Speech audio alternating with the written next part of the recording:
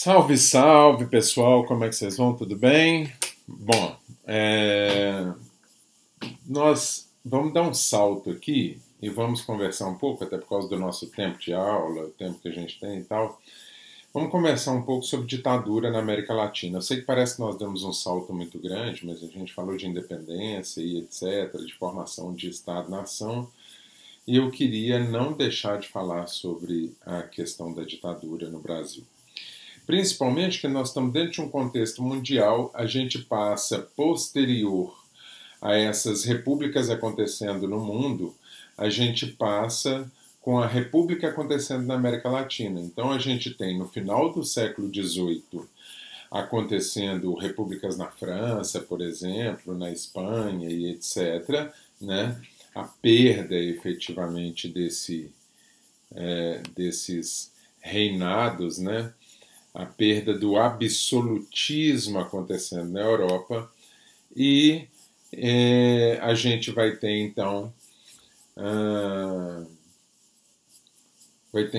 isso meio século depois, começando efetivamente a ser discutido aí do que a gente já falou da invenção da América Latina, dessa discussão dessa identidade, dessa agregação como efetivamente como pessoas, né, como cidadãos dessa terra, aqueles que são dessa terra.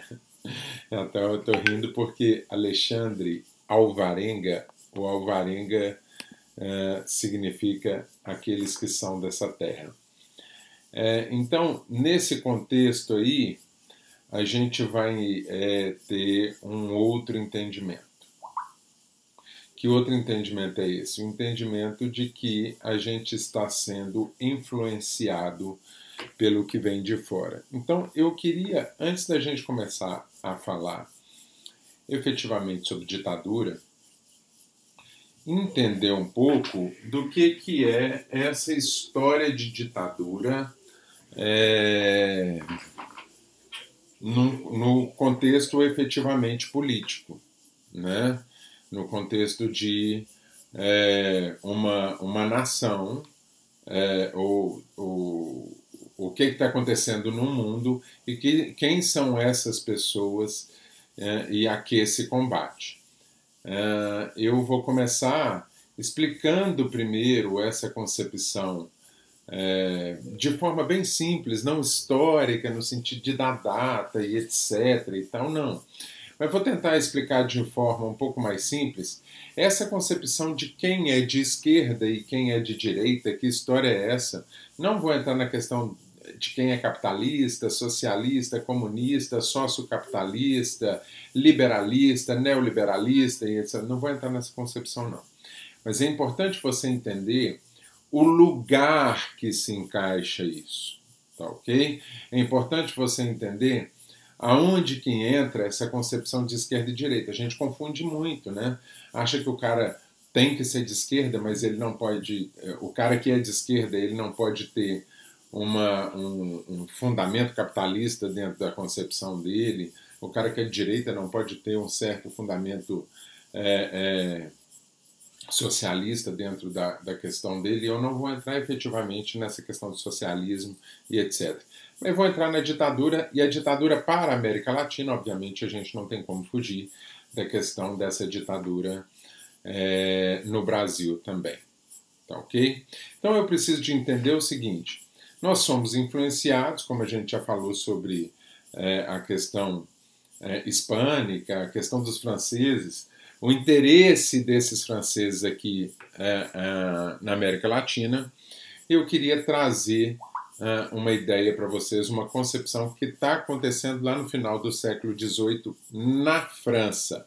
Essa concepção de esquerda e de direita, ela nasce dentro da França na Assembleia, numa Assembleia que ocorre na França. Então vamos entender isso, nós estamos no final do século XVIII, existe um término do absolutismo, né? Você tinha um rei absoluto que fazia o que queria, como queria e etc. O clero não pagava imposto, ou seja, a igreja é extremamente forte. E nós estamos num período onde a gente está discutindo sobre uma relação de república. Os franceses estão discutindo, nós ainda não estamos, né, como latinos, mas a França está discutindo essa questão do iluminismo muito forte, da perda desse teocentrismo que acontece, né, ou seja, desse Deus em volta de toda essa sociedade, que comanda toda essa sociedade. A igreja se empodera disso, né? E usa isso como a própria gestão do poder. A gente vê uma igreja extremamente corrompida, né? Então, e aí quando eu falo a igreja, estou me referindo obviamente à igreja católica, tá, gente? Que é a igreja que comandava aí e que estava alinhada a esse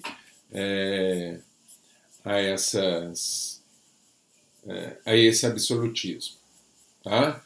Então a França, ela estava literalmente quebrada, estava vivendo um regime extremamente antigo, queria renovar. Esse rei era absoluto, esse clero não pagava imposto, mas milhares de regalias que tinha dentro dessa história aí, tá ok? Nessa onda, então, a gente tinha o que a gente pode chamar de sociedade paralela, ou governo paralelo, também chamado aí pela geografia de o terceiro estado, ou seja, um grupo da população mesmo, que tinha uma certa influência, um certo poder gestado, e eles vão fomentar uma assembleia constituinte, ou seja, eles estão num modo efetivamente revolucionário, gritando por uma nova Constituição e desejam, então, realizar uma Assembleia Constituinte. A gente sabe que esse absolutismo tinha um representante naquela França que era chamada Bastilha, uma prisão. E essa Bastilha, ela tem a sua queda, e junto com a Bastilha, o símbolo é como se eu tivesse, vamos lá, vou dar um exemplo, as Torres Gêmeas, né, o World Trade Center lá, as Torres Gêmeas que caíram era o símbolo do capitalismo dos Estados Unidos, a queda desse símbolo do capitalismo, porque o World Trade Center foi atacado, porque ele representava o capitalismo daquele país. A Bastilha tinha sua representação desse absolutismo dentro da França, e a queda da Bastilha representa um marco do fim desse absolutismo. Tá ok? Então, nesse período, há uma declaração dos direitos do homem e do cidadão. Toma cuidado aí que não é esses direitos humanos que nós estamos tratando hoje, não, mas ele vai influenciar sobre esses direitos humanos, vai influenciar sobre diversas outras coisas. Tá ok? Lembrando que eu tinha aí iluministas e liberalistas de forma intensa aí nesse período. Tá ok? Então esse documento, essa declaração, ela vai reivindicar os direitos iguais da população. Direito, por exemplo, a ter uma propriedade privada, direito a uma divisão do poder, que esse poder não esteja na mão de poucos, direito a liberdades individuais, direitos civis a essas pessoas. Então esse documento vai gerar uma grande influência, principalmente aos ocidentais. E, obviamente, ele vai também servir de influência no Brasil. Ok? Então a gente vai ter início uma monarquia constitucional. O rei, então, passa a não ser absoluto, ele deve obedecer essa Constituição. E logo depois eu tenho instalada a proclamação da República Francesa. Tá? Essa república ela vai passar por dois grupos, os girondinos e os jacobinos.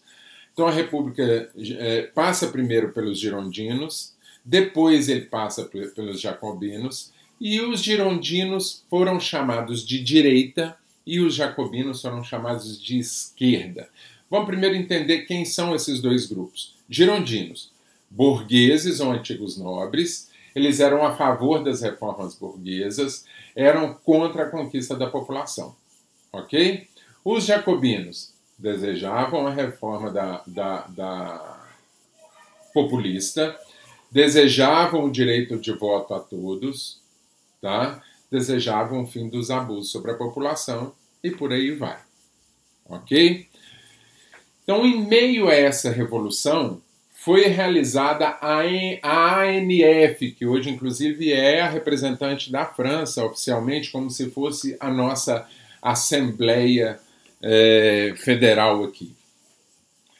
A ANF, Assembleia Nacional Francesa, nessa Assembleia Nacional Francesa,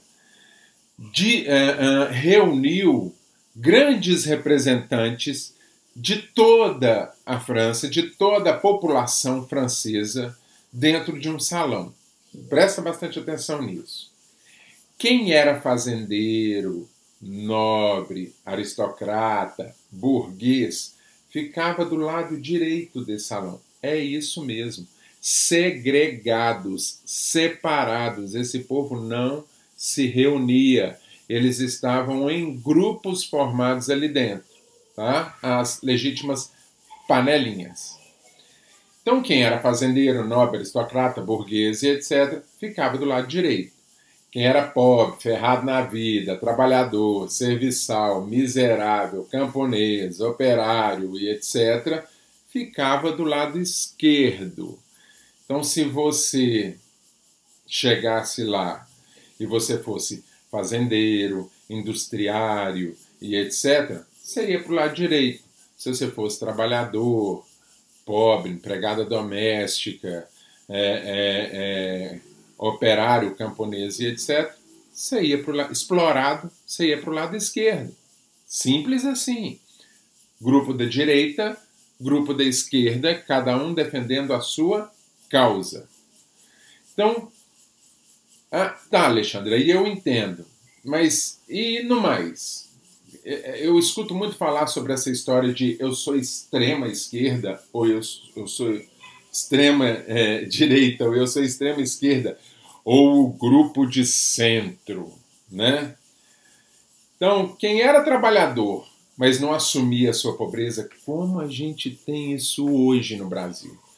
Gente que é pobre, que não é dono de nada, ou dono de uma lojinha ali, mas que não comanda efetivamente o mercado, ele não se sente pobre, ele quer ser parte do rico, então ele não se assume, né? Ele vai apoiar o rico porque é onde ele deseja chegar, ele não apoia o pobre porque ele acha que ele não pode se misturar, ser operário, porque aquilo não é espelho para ele, etc. Então o que ele faz? Ele fica no centro. Esses são os de centro. Também são os de centro aquele rico que não se assume efetivamente como rico e que declara um certo apoio dizendo sim, essa população precisa de ser um pouco mais escutada, essa população precisa de um pouco mais de direito e não se assume como explorador, ele vai ficar efetivamente no centro dessa história. Ok? Quem era dono do poder, o endinheirado de verdade, não queria saber de direitos iguais, queria explorar o trabalhador, queria manter a mão de obra escrava a qualquer preço, era dono efetivamente dos meios de produção, era industriário, era banqueiro, se sentava na extrema-direita. Aí está a extrema-direita. Quem era revolucionário, quem queria comida para todo mundo, quem queria direitos iguais, quem pedia moradia, segurança e etc., sentava na extrema esquerda. Tá ok? Então, no mundo do final do século XVIII, gente, até os dias atuais, a esquerda é basicamente quem defende a causa dos explorados. Como pobres, como os explorados pelo capitalismo, como segregados.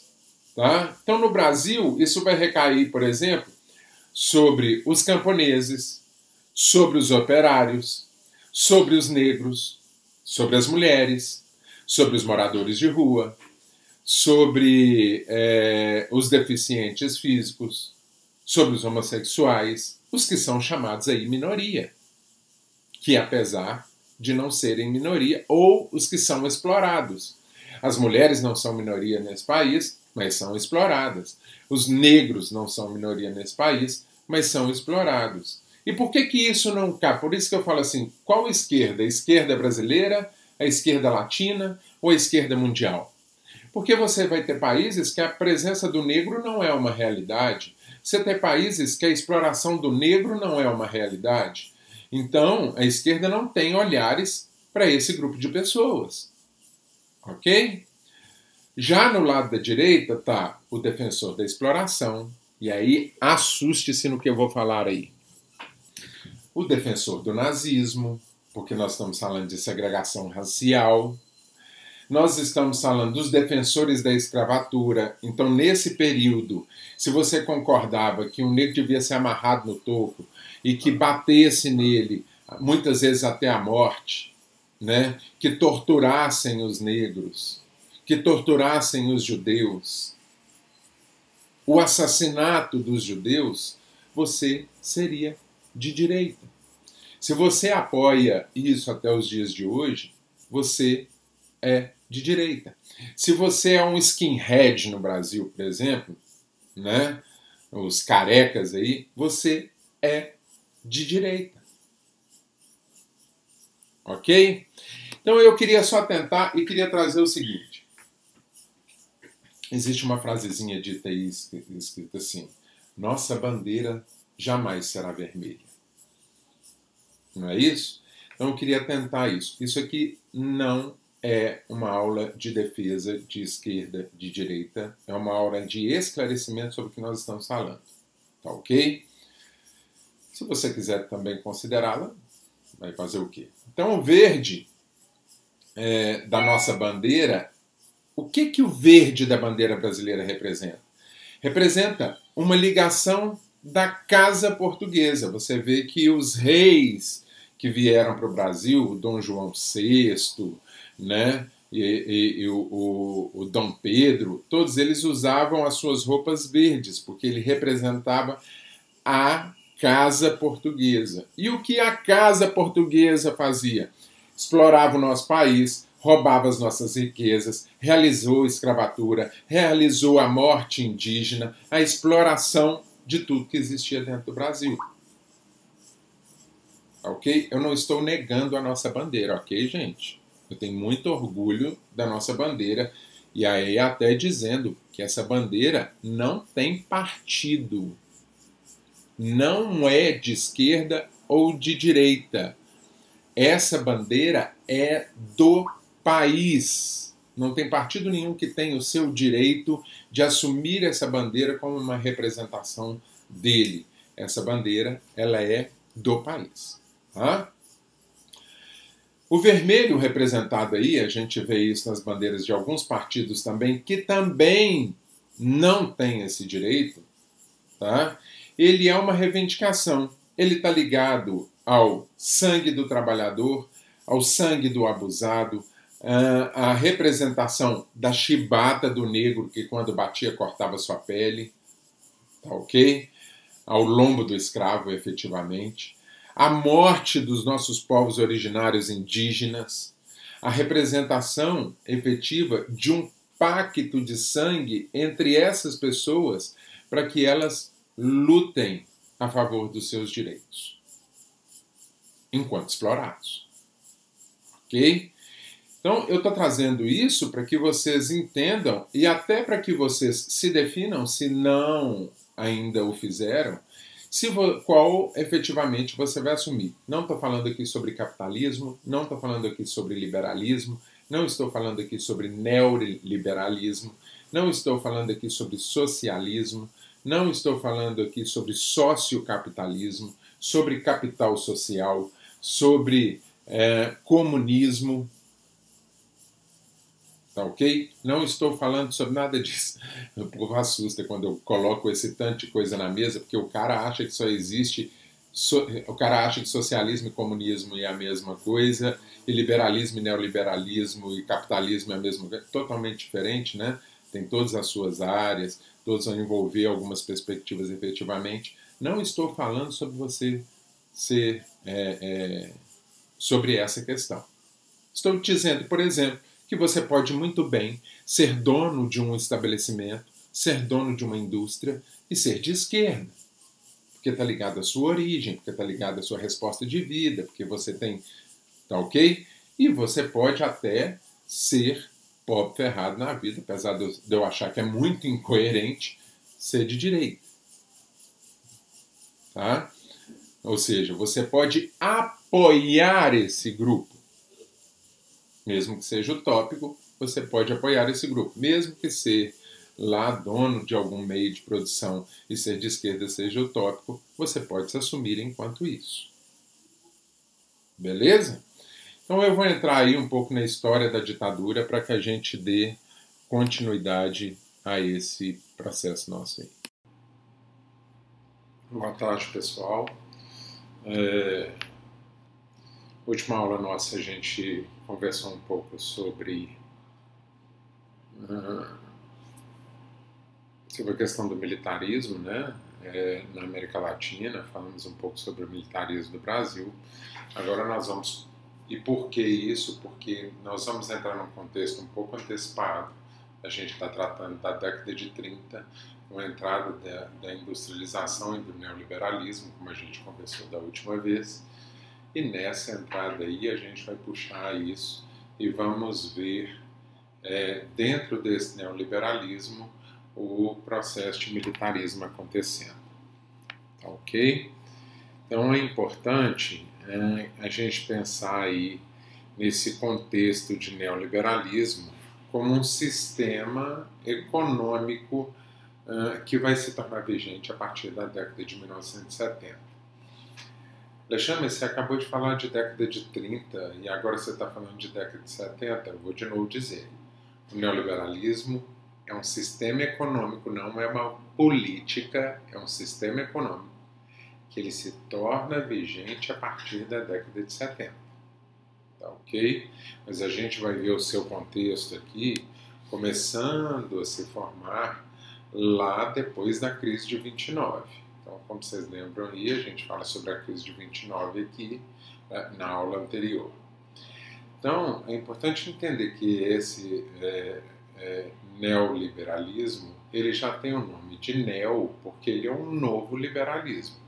Então a gente tinha um liberalismo anterior e agora nós estamos falando sobre uma nova forma desse liberalismo que está acompanhando a um sistema capitalista. Tá ok?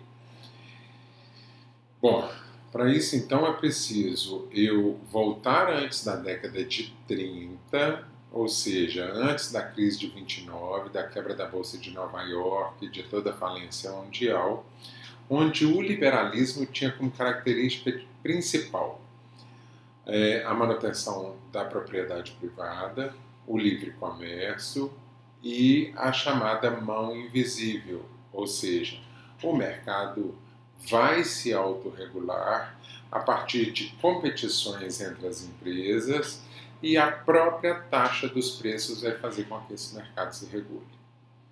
Tá ok? Então diz que a competição, por exemplo, eu tenho uma padaria aqui, não tem outra, eu posso cobrar o quanto que for, posso cobrar R$50 no quilo do pão, que eu vou vender pão. A partir do momento que na esquina ali montou uma outra padaria, eu começo a ter um competidor que vai amanhã 49, aí eu baixo para 48, ele baixa para 47, assim por diante, até que esses preços, até que nasce uma terceira padaria, esses preços vão se regulando sozinhos. Tá ok? Bom, então a gente tem a quebra da Bolsa de Nova York e essa crise vai provocar o chamado keynesianismo. Ou seja, no keynesianismo, no espaço do liberalismo, onde o keynesianismo ele trabalha, ele vai desenvolver um Estado hiper forte, hiper intervencionista na sua relação da própria economia, com uma altíssima arrecadação de impostos, mas também que ele vê o bem-estar social, tá ok? Então, nessa perspectiva que a gente vê aí, a gente vê esse bem-estar social acontecendo com os anteriormente chamados bens comuns, tá ok? O acesso a lazer, educação, saúde, etc. Tudo isso o Estado se responsabilizava em dar. Só que o Estado não dá conta efetivamente disso. Em 1970, ou seja, 40 anos depois, esse Estado se mostra quebrado, existe uma nova crise mundial acontecendo, como a crise do petróleo, e se faz extremamente necessário que a gente desenvolva um novo sistema produtivo, tá bom? Nesse novo sistema produtivo, onde a gente formava um núcleo ali do keynesianismo, um núcleo onde tudo acontecia, a gente tem o toyotismo, e o toyotismo vai trabalhar efetivamente com a busca de produção despolarizada, ou seja, a produção sai do polo, e eu busco locais onde isso sai mais em conta, ok? Dentro desse toyotismo, então, eu tenho o consenso de Washington. Eu não vou trazer aqui essa parafernália, porque não é necessariamente a discussão da nossa... o que é toyotismo, o que é consenso de Washington, o que é keynesianismo e etc. Isso é papel para outra disciplina, tá bom? Perdão. Então, existe uma recomendação aí aos países da América Latina embasando o Fundo Monetário Internacional, que a gente conhece como o FMI, e o Banco Mundial. E há uma tentativa, ou melhor dizendo, há uma tentativa de ajuda, vamos colocar assim, financeira aos países chamados em desenvolvimento, ou os países subdesenvolvidos que que estavam passando por dificuldades nesse período, né? Como a gente já viu na outra aula, a gente vai entender que esse é um período onde o Japão é ajudado, onde o Brasil é ajudado na década de 70, onde o Brasil é ajudado e toda a América Latina é ajudado. Ou seja, claro que nós já vimos que isso tudo é utópico, né, gente? Que a história, ela não é bem assim. A gente já viu que essa ajuda teve um custo e a grande questão era o medo dos Estados Unidos em perder a hegemonia. Tá bom? Hoje eu tô zero em Itubaína. Pensa num refrigerante ruim. Essas medidas, então, gente, vão trazer, por esse Conselho de Washington, um trabalho de favorecimento, ou seja, uma reorientação de gasto público. Então, vamos tentar entender isso. Os países que vão entrar na ideia desse Conselho de Washington, eles precisam de ser favorecidos, lógico que entre aspas, mas para isso eles têm que fazer algumas coisas para poder entrar dentro desse conselho aí, para poder ser ajudado por esse conselho. O que eles vão fazer então? Falei mal do refrigerante.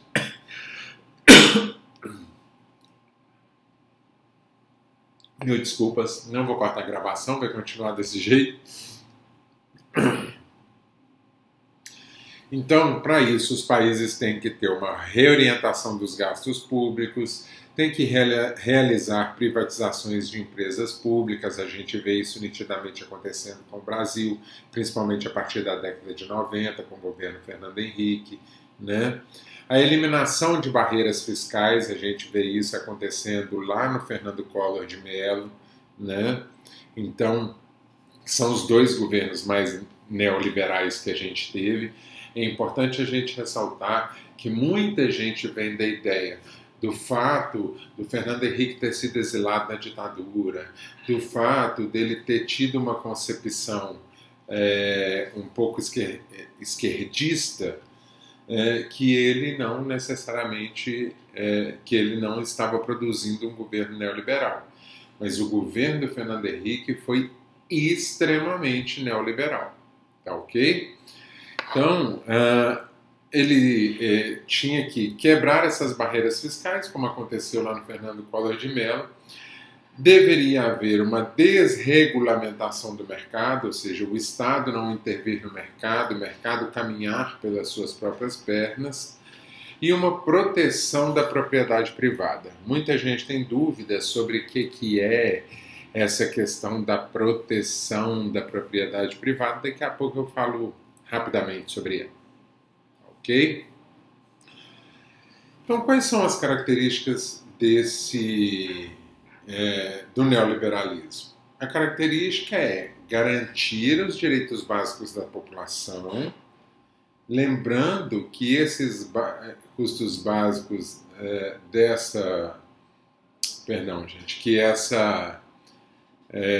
que esses direitos básicos da população não são mais os direitos básicos anteriores. Lembra que eu disse na última aula, não vou repetir não. Se você está com dúvida, volta lá na última aula a diferença entre direito básico e direito comum, tá ok? Bom, e quais se tornaram os direitos básicos? Transporte, saúde, educação e trabalho, né? Ou seja, o trabalho efetivamente para você produzir, tá? O transporte para te levar para o trabalho, a saúde, para você ter saúde para trabalhar, e a educação para você poder aprender a ler o manual. Tá bom? Então, se a gente defendesse realmente uma educação, ia dizer: todo cidadão tem direito à educação, do ensino fundamental ao ensino superior, ou seja, educação completa. No Brasil isso não funciona. Tá? Aqui o ensino médio é o médio, não é obrigação. Tá? Então, no mundo empresarial, vai ficar mais constante a privatização, a desregulamentação desse Estado, a presença de um Estado mínimo, ou seja, um Estado que efetivamente não intervém no mercado. Esse mercado ele deve ser livre, né, o que a gente chama de livre mercado, ele se regula sozinho. A presença de grandes oligopólios, né, a expansão de transnacionais que o nome já diz, né, transnacionais, transitam por outras nações, e o chamado empreendedorismo individual, que a gente vê cada dia mais em voga essa história aqui, até nas considerações que um cara que dirige o Uber, ele está sendo empreendedor de si mesmo, quem dera, né? Então, na contramão, o que se obtém com o neoliberalismo? Na contramão dessa história, né? Porque isso tudo parece muito lindo e muito maravilhoso. O que ele gerou dentro da América Latina? Uma extrema desigualdade social, a precariedade trabalhista foi muito presente, a redução de uma soberania nacional, já que o Estado não pode ter mais a força que ele tinha, uma redução do desenvolvimento econômico dos países mais pobres, principalmente através do que a gente chama de exportação de commodities, com a existência, por exemplo, de produtos de baixo valor agregado, versus, gente, uma industrialização de países extremamente desenvolvidos. Tá ok? E é tão intenso o neoliberalismo dentro dessa América Latina que até mesmo a questão da qualidade de vida, da vida de qualidade, ela foi reduzida, e da qualidade de vida ela passou efetivamente a virar uma mercadoria. Então, de novo, eu vou dizer para vocês, o neoliberalismo não é uma política, ele dissemina efetivamente como uma doutrina econômica, tá bom? Essa doutrina liberal afirma que o propósito do Estado com a associação dos indivíduos independentes, né? Porque o que o Estado é? É a associação dos indivíduos sociais, né? Eu venho falando sobre essa expressão constantemente, o indivíduo social.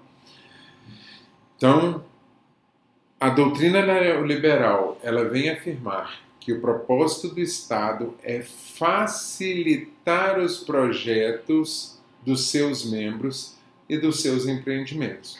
Ponto. Mais nada. O Estado, portanto, ele deve impor os seus próprios projetos, e essa doutrina fundamenta uma doutrina de economia do capitalismo. Tá bom? Bom, para isso, então, é importante a gente entender que o contrato social do liberalismo ele vai explorar toda a esfera das escolhas privadas, como, por exemplo, a consciência, a opinião, a família, como se tem falado aí, as iniciativas, a educação e etc. Então o Estado ele não deve invadir com vista a garantir as ordens e a proteção da própria da propriedade privada. Tá bom? Então todas essas questões que nós colocamos aqui, que estão como escolhas privadas, a consciência, a opinião, a família, a iniciativa, a educação e etc., são privadas, o Estado não intervém nisso de nenhuma forma. Ok? Então, quando eu falei lá sobre propriedade privada, o que ela vai incluir? Vai incluir a liberdade do homem, o direito a posses, a vida do indivíduo social, especificamente, e todo o seu gerenciamento. Ok? E ele defende que esse é um direito, que esse é um dever imposto a esses indivíduos e também imposto por Deus. Ok? Então é um dever de todos, designado por Deus. Como é que isso funciona nessa América Latina? Né? Como é que funciona na América Latina as democracias liberais? Elas foram instaladas, obviamente, em um processo de cima para baixo, tá? Como uma substituição a esses regimes militares, que vão promover efetivamente reformas neoliberais. Então, no Peru, a gente vê o Fujimori, por exemplo, exercer um poder político extremamente autoritário e conservador na implantação de um projeto efetivamente neoliberal. Na Argentina, Carlos Menem leva efetivamente esse país à falência. Na Bolívia, Zamora e Hugo Banzes não conseguem arrancar o país da miséria com o neoliberalismo. Na Colômbia, gente, Pastrana agrava seriamente o problema do narcotráfico. A gente vê isso aí na própria história colombiana e na briga dos Estados Unidos com a Colômbia. No Brasil, Fernando Collor de Mello, nosso FHC, né? Fernando Collor de Mello e o Fernando Henrique Cardoso, nosso FHC, vão promover a modernização tão prometida pelo neoliberalismo e que aprofunda a concentração humana e submete ao povo efetivamente a uma exclusão de trabalho, da educação, da saúde e etc. Vou mostrar para vocês isso no Brasil, para depois a gente dar o exemplo do restante da América Latina. Vamos ver como é que esse governo FHC se comporta. Fica de olho na tela aí.